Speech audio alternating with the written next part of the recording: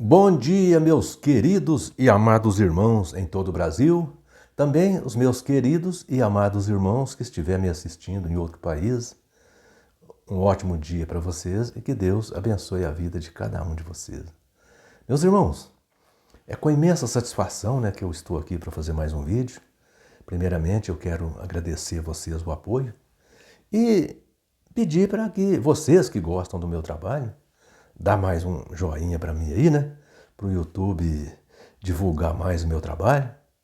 E você que não gosta também, manda lá o seu dislike, Você que não gosta, manda o seu dislike, não tem problema não. Eu fico feliz também. Só de você assistir o meu vídeo, eu já fico feliz.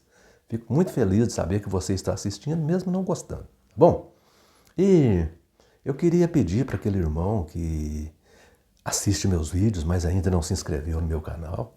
Ô, meu irmão, se inscreva aí, dá essa força para mim aí, tá?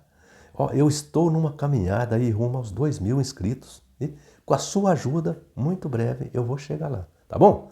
Um abraço para todos vocês, tá? Meus irmãos,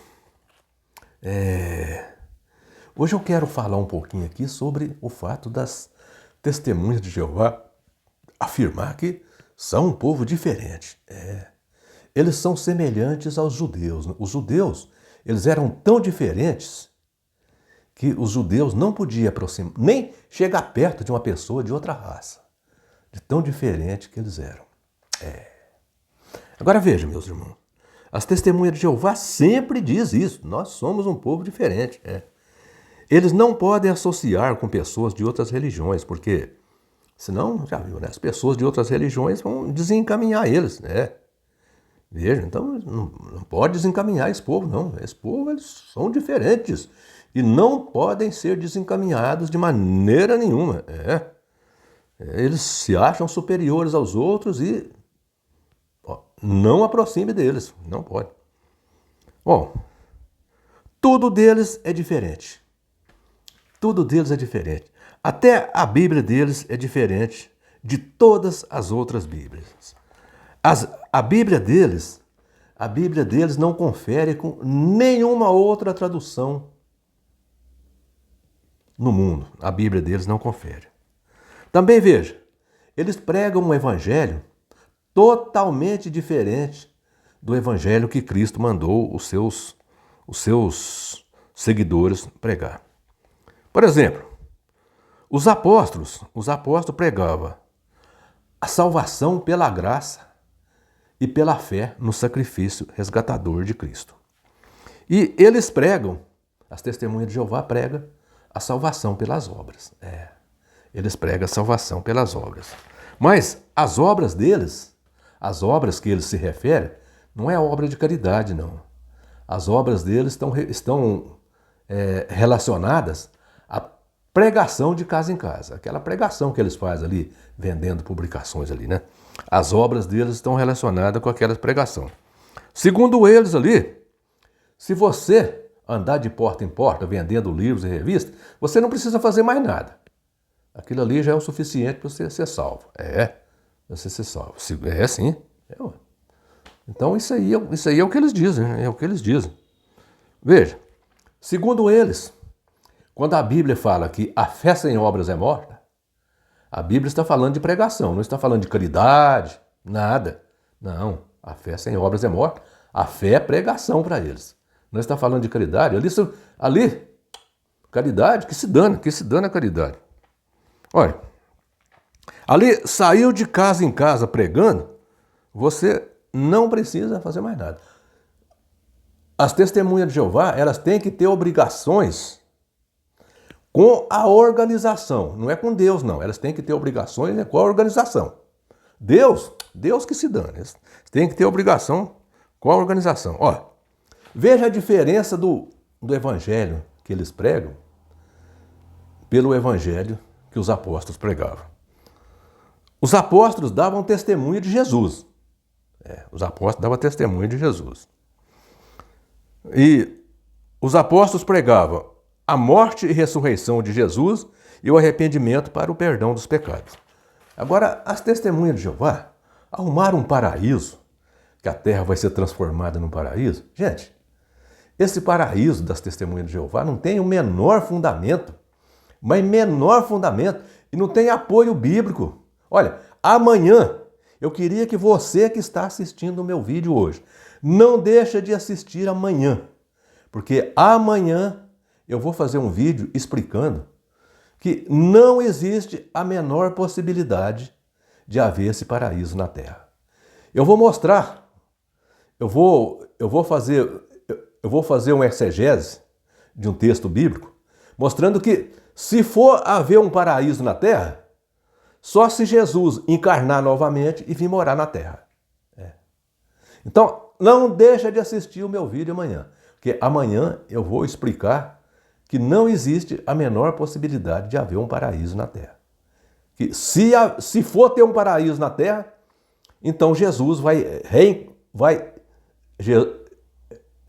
encarnar novamente e vir morar na Terra. Só se for assim. Preste atenção. Olha, esse povo, essa testemunha de Jeová, eles não dão testemunho de Jesus. Muito pelo contrário, eles não gostam de Jesus. Os líderes deles, o chamado corpo governante, são rival de Jesus. Eles estão disputando, né? Eles estão querendo ser substitutos de Jesus. Então, eles não gostam de Jesus. Portanto, Jesus ali na organização das testemunhas de Jeová, Jesus é uma persona não grata. Mas aí você pode me perguntar, mas lá eles falam em Jesus. Falam, eles falam em Jesus. Porque se eles não falar, eles não conseguem atrair as pessoas. Eles falam em Jesus para atrair as pessoas. Mas quando você chega ali, que você batizou ali, que você já é uma testemunha de Jeová, aí você vai saber que Jesus ali não é bem-vindo. De maneira nenhuma. No lugar de Jesus, as testemunhas de Jeová, né, adoram ali um tal de Jeová, inventado. Esse Jeová, ele foi inventado no século XII depois de Cristo. Esse Jeová, ele foi inventado no século XII. Quem inventou esse Jeová foi um clérigo católico espanhol chamado Raimundos Martínez. Foi esse clérigo católico que inventou essa palavra Jeová. E depois as religiões não interessaram por isso, mas as testemunhas de Jeová, para ser diferente, né? Como eles são diferentes em tudo, eles adotaram esse Jeová. Bom, e eles têm a cara de pau de dizer que Jesus divulgava esse nome de Jeová. Preste atenção, meus irmãos. Agora, eu gostaria de saber como que Jesus divulgava esse nome de Jeová. Eu queria que alguém me explicasse como que Jesus divulgava esse nome de Jeová. Se Jesus viveu no século I, e a palavra Jeová foi inventada no século XII, eu queria saber como que Jesus divulgou esse nome. Eu queria que alguém me explicasse. Bom, porque essa matemática não fecha. Jesus viveu no século I. Jesus morreu ali por volta do ano 35, né, do século I. E essa palavra Jeová, ela foi inventada por volta do ano 1250, né? Ali do ano 1250. Então, portanto, no século XII. Agora veja, meus irmãos. Preste atenção. Quando Jesus ia falar alguma coisa sobre Deus, ali, no que se referia a Deus, Jesus sempre dizia Deus ou Pai. Jesus nunca deu um nome para Deus. Jesus sempre dizia Deus ou Pai. Agora, veja, os apóstolos também nunca deram um nome para Deus. Os apóstolos, sempre no que se referia a Deus, eles diziam Deus, Pai ou Deus Pai. Mas veja, meus irmãos, um certo senhor que se diz chamar Thompson, mas que a gente sabe que o nome dele não é Thompson, que o nome dele é Henrique, e que ele é sorveteiro lá em Bagé, esse senhor Thompson, que se diz chamar Thompson, e que já apareceu aqui no meu canal com vários nomes fakes, ele disse que no livro de Lucas, capítulo 4, versículo 18, onde mostra que Jesus leu ali na sinagoga de Nazaré, onde Jesus leu ali na sinagoga de Nazaré, a profecia de Isaías 61, Isaías 61, versículo 1, ele diz que ali Jesus pronunciou o nome Jeová. Certo? Agora, primeiramente, eu posso garantir que Jesus não pronunciou o nome Jeová. Porque se Jesus leu o texto hebraico, Jesus pronunciou o tetragrama. Jesus não pronunciou o nome Jeová. Porque, primeiramente, porque Jeová, naquele tempo, nem sonhava existir essa palavra. E segundo, as escrituras hebraicas só contêm o tetragrama. As escrituras hebraicas não traz as vogais colocadas junto com o tetragrama. Até porque essas vogais, elas são desconhecidas até hoje. Até hoje, né? Então veja, meus irmãos. Então, veja. Essa passagem de Jesus ler essa profecia de Isaías, ela aconteceu por volta do ano 31, 32 do primeiro século. E como eu disse, a palavra Jeová, ela foi inventada por volta do ano 1250. Portanto, no século XII. Não tem a menor possibilidade. Então, eu posso garantir para vocês com toda certeza que ali nos dias de Jesus não se liam os rolos. Os rolos estavam preservados. Sabe por quê? Sabe por que os rolos estavam preservados? É porque no ano 250 a.C.,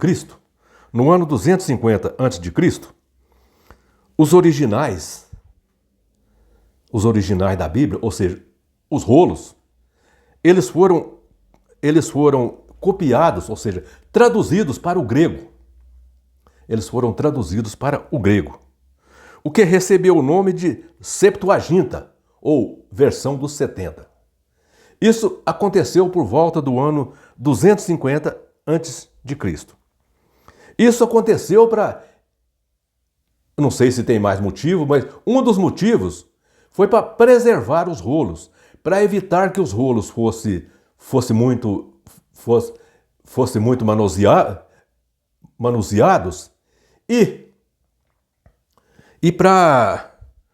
por quê? E porque o idioma grego,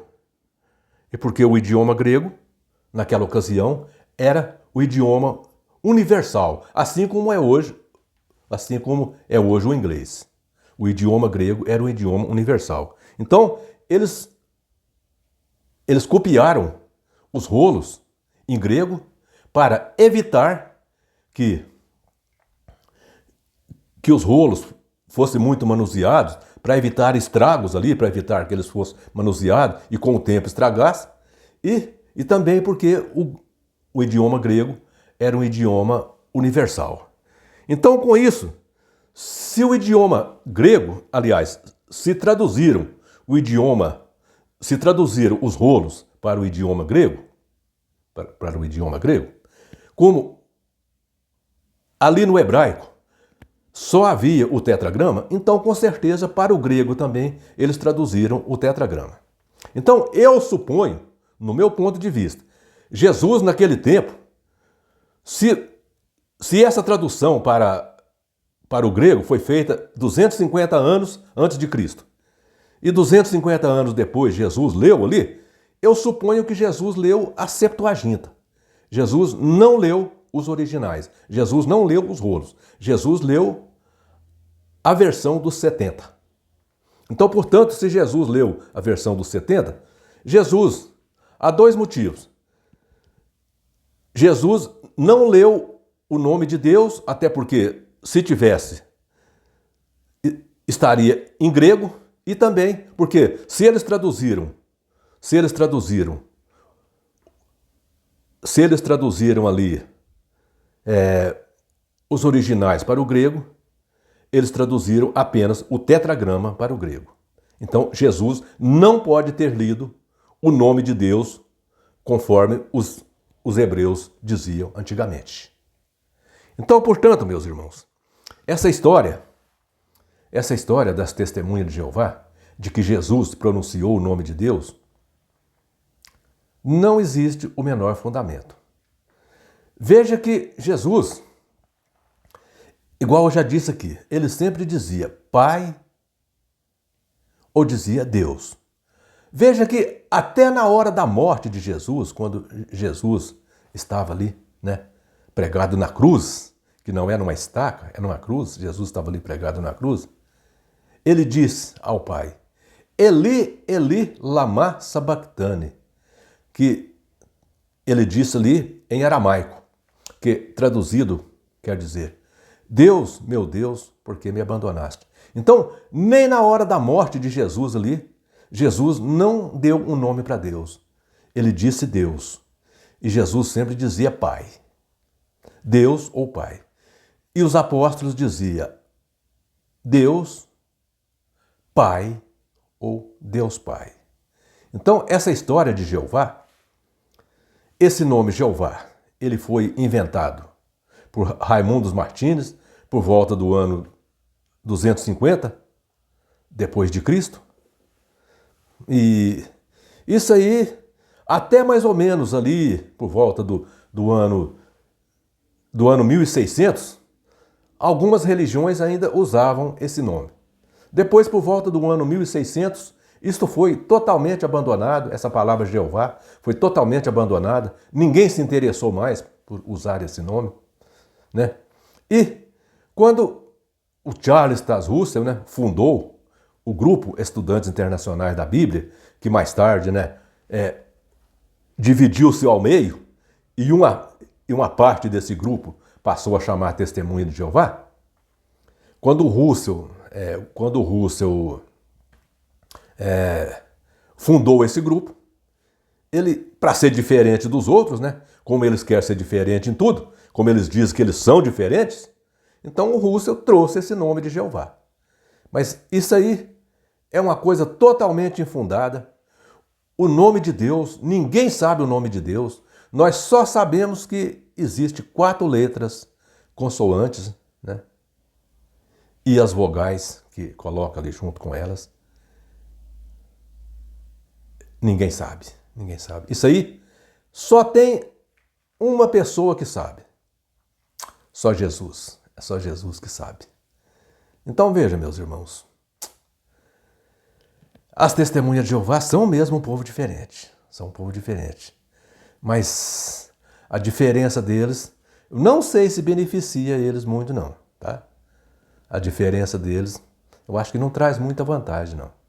Talvez seria melhor se eles não fossem tão diferentes como eles são.